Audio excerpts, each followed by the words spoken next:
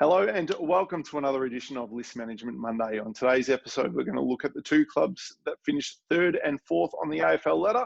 That is the Geelong Football Club and the Richmond Football Club.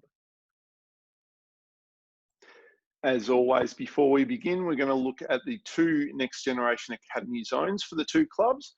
We're first going to start off with Geelong, as we can see in the grey area in that greater Geelong region. We've got the Geelong Cats, so they run and operate all that area there. And if we scroll up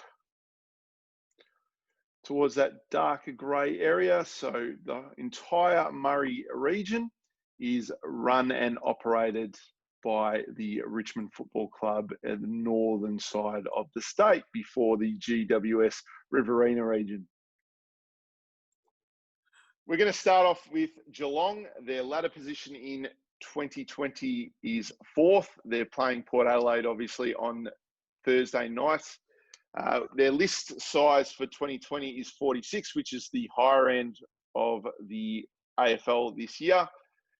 Their list average age is 24.7, which is the fourth oldest list in the AFL, and their average games is the most experienced at 80.7.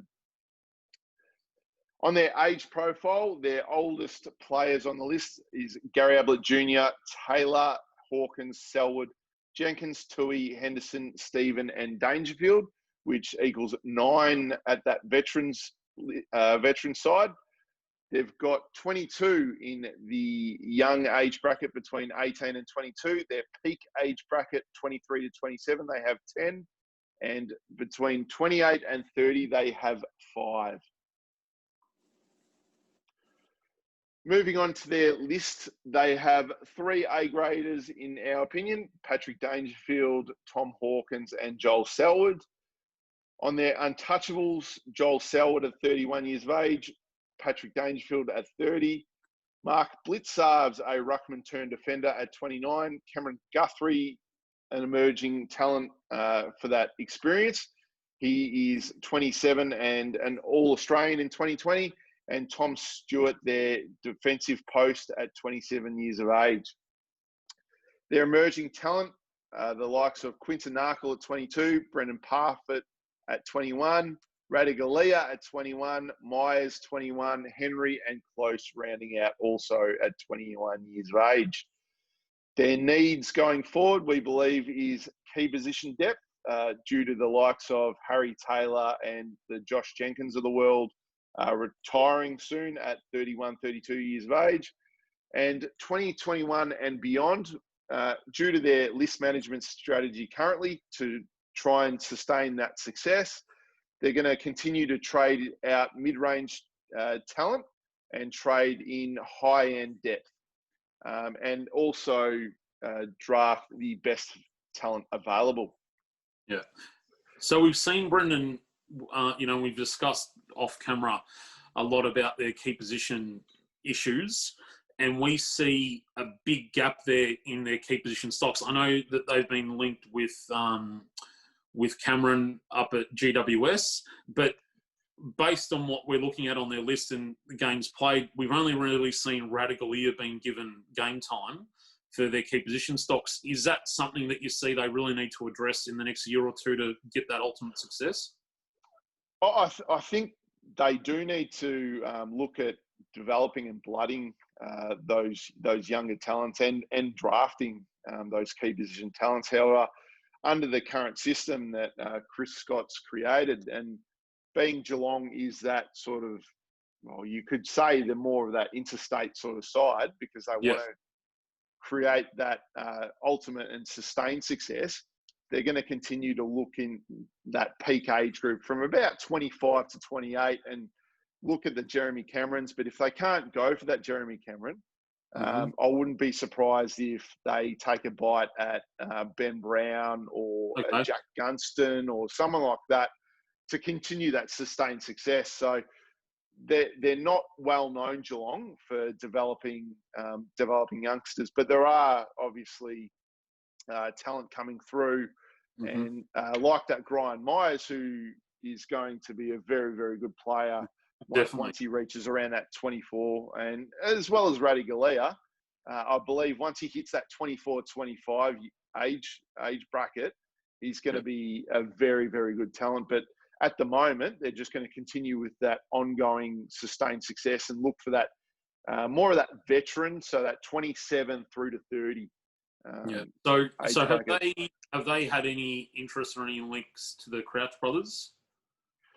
Yeah. So what we were speaking about with their sustained success strategy, they've been linked to both Crouch brothers, who are both at 26 and 27 next year, and they've also been linked to Jack Viney as a free agent from the Melbourne Football Club.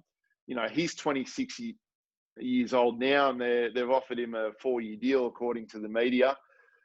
So that means that, again, they're looking for that sustained success to complement Selwood, Dangerfield, Guthrie, Menengola, and the likes of those sort of midfielders. And you'll see someone like a Dalhouse move into that midfield going forward. And he's 27 years of age. They've got Mitch Duncan at 28. They've got Gary Rowan, who spends a bit of time on the outside of the midfield and up forward. He's 28. Reece Stanley as a ruckman is 29. They've got Zach Tui at 30. So they've got that high-end talent. But again, as we've said, that issue is that key position depth and that, that development side of their list is, really lacking at the moment. Yeah. All right. Well, let's move on to Richmond then. Richmond. All right. Here we go with the Tigers. So they're currently in third, and their list size for 2020 is 44. They have 38 on the main list, 5 rookies and 1 Cap B. They're 10th. They're the 10th oldest list in 2020, and their average games there, you can see, is 68.8, and they're the 7th most experienced list. So we go through their age profile. Their oldest on the list, they've got 5, but 1 is already retired in Alex Grant. So you've got Hawley, Edwards, Rewald, and Cochin. From 18 to 22, they have 21. From 23 to 27, they have 13. From 28 to 30, they have 5. And then the 30 plus, they technically have 5 on the list, but at the moment it's 4. So the A graders, we've discussed long and hard about this. And Dustin Martin is the obvious one that you put in there, and same with Trent Cochin. And we believe Dylan Grimes this year has elevated himself to an A grade level. There are a few others that just slightly missed out based on their inconsistencies, but we believe these 3 are the key untouchables for Richmond. So based on that, they're untouchables. You've got Martin, Cochin, Lynch, Grimes, and Vlosten. There's probably 1 or 2 others that we could have put in there, but based on their age and where they're at the moment, we thought probably not at this stage. Their emerging talent, they've got Ivan Soldo at 24, Jack Graham 22. They've got Mabiya Chol at 22, Baker, Higgins, Bolton, Bolter, Stack, and Jack Ross. And there are a few others that we didn't fit in there, like Daniel Rioli. And their needs, key position depth and running defenders. And for 2021 and beyond, we believe that they're actually in a great position and they're just going to continue to draft the best talent available. Brendan, we've looked at their list quite extensively, being how successful that they are, and it seems to me that they've set themselves up for probably the next 5 years already. Would that be a fair statement? Yeah, it's very scary with the Richmond list, actually. I mean, they've got probably one of the most successful systems and cultures in the AFL at the moment. And obviously, we have seen over the past 2 seasons that they're consistently blooding their younger talent as well through their system at AFL level. So, and if we compare Geelong's list and Richmond's list, Richmond are blooding their younger talent, whereas Geelong are consistently playing their higher end talent to sustain that success. But Richmond seem to keep building their list while they're in the premiership window. And you look at other players that they've brought in. They've brought in Pickett, Marlon Pickett, obviously. Although he got brought in at 27 years of age and played his first premiership in his first game, 28, 29 years of age now, he he will be consistently good because he hasn't played a consistent base at that AFL level. So he may finish his career at 33, 34 years of age. Another player that they recently brought in from VFL level is Jake Arts, who's cemented his spot this year across half forward and the wing. And he's only 25, so he's got another, 5 to 7 years left in his career. Jaden Short has cemented his spot at 24. Jack Graham has recently re-signed, and he's only 22 years of age, and he's already a premiership player.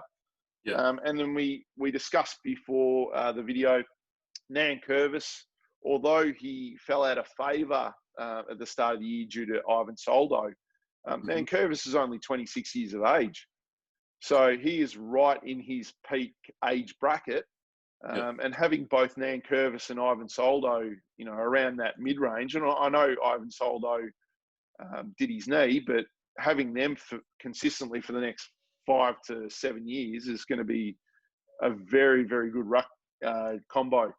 Yeah, and just on, I was just going to say, Brendan, and just on that, there's also players we haven't seen yet. Like, we know Riley Collier-Dawkins quite well, and on most other AFL lists, he'd be getting a game most weeks, at least to blood him.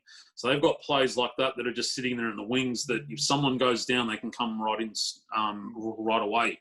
So can you tell me a little bit more about him? Yeah, so Riley Collier-Dawkins, obviously, he's a 193 inside midfielder who has really developed his craft. Obviously, he's been emergency, I think, over about 15 times or over the past 2 years. Was going to play this year on a couple of occasions, but obviously with their high-end talent coming back from injury, he's just constantly missed out. But his skill level and his efficiency by foot is on that higher end as well. So he is out of contract end of this year, but I don't see Richmond allowing him to go. They'll definitely re-sign him. But when we talk about emerging talent as well, obviously there's a massive list on the page, but we look at Noah Bolter, who's the direct replacement for Alex Rance. He's only 20 years of age and has been talked about as a long-term talent. And then Liam Baker, he's flown under the radar the last 2 years and played a very good game in the grand final last year, and he's at 22 as a running small defender. And with Bashir Hooley on the way out, obviously being over the age of 30, they need to complement Baker on the other side and have and continue that running defensive game and that pressure game that Richmond pride themselves on. Yeah, and the one other player that, even though he's in the bad books now, will come back next year is Sydney Stack. Like, you've got players of his calibre at the age of 20. The list I see, Richmond are in a great position, and I really think they're going to be a force to be reckoned with for the next 5 years. Thanks for tuning in, and make sure you tune in to Talent Talk Tuesday with Bailey Laurie.